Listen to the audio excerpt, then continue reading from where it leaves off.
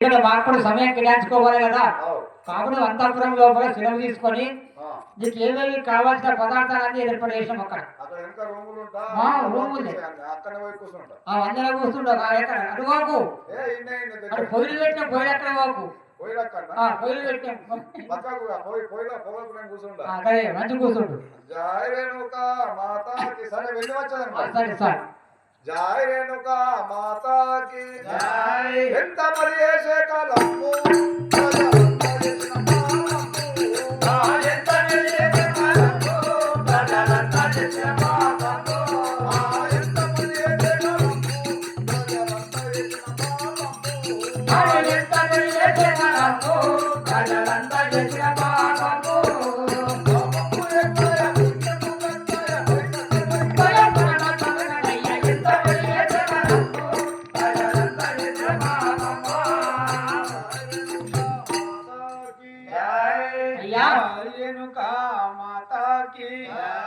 నమ్మకు నరుడా ఈ పైసెను పామరుడా నీవు నమ్మకు నరుడా ఈ పైసెను పామరుడా నీవు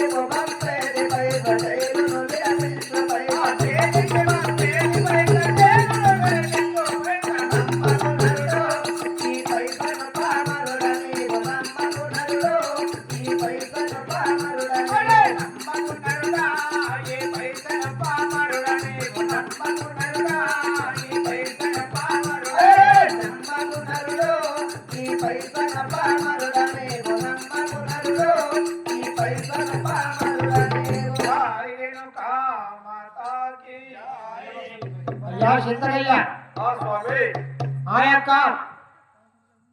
బామణయ్య ఏమంటున్నాడు? నీ యొక్క కూతురికి మాత్రం పులివరకు కనబడుతున్నారు, నీ యొక్క కూతురికి మాత్రం పులివరకు ఉన్నది, నీ యొక్క అల్లుడు మాత్రం మేక వరకు ఉన్నారు. నీ కూతురు చదువుకున్నది, వాడు మాత్రం చదువురాని ముద్దు. మరి ఈ యొక్క వరకులు మాత్రము కడడం లేదు కాబట్టి ఆమె బంగారు పాదము, వాడిని మాత్రము రాగి పాదం. పులికి మేకకు తేడా, బంగారంనకు రాగికి తేడా, చదువునకు సంస్కారంనకు తేడా. మరి ఇలాంటి తేడాలు ఉన్నటువంటి యొక్క పెళ్లి మాత్రం జరగదు. ఎందుకంటే లక్క మాత్రం అవుతుంది కానీ నాగవెల్లి మాత్రము కాదు. ఎందుకంటే బ్రాహ్మణ జాతి లోపల పుట్టినటువంటి వాడికి గాయత్రి మంత్రం తప్పకుండా రావాలి. ఓం భూర్భువస్సుః తత్సవితుర్వరేణ్యం భర్గో దేవస్య ధీమహి ధియోయోన ప్రచోదయతనే గాయత్రి మంత్రము రానటువంటి వాడు మాత్రం బ్రాహ్మణ జాతి లోపల వాడికి మాత్రం కళ్యాణం మాత్రం చేయరు.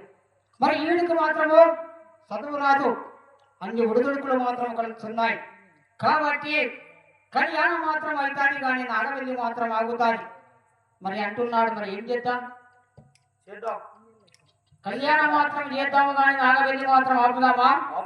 సరే స్వామి, నువ్వంతాపురం నాకు బయలుదేరి నేను మాత్రం ఆ యొక్క చిలికత్తెని పిలిపించి ఈ యొక్క రంగ వైభవంగా ఈ యొక్క కైలాసం అంతా శుభ్రపరిచి ఆ యొక్క ఇక్కడ ఉన్నటువంటి ఆ యొక్క అందరికి కూడా ఆనందింపజేసేది కాక.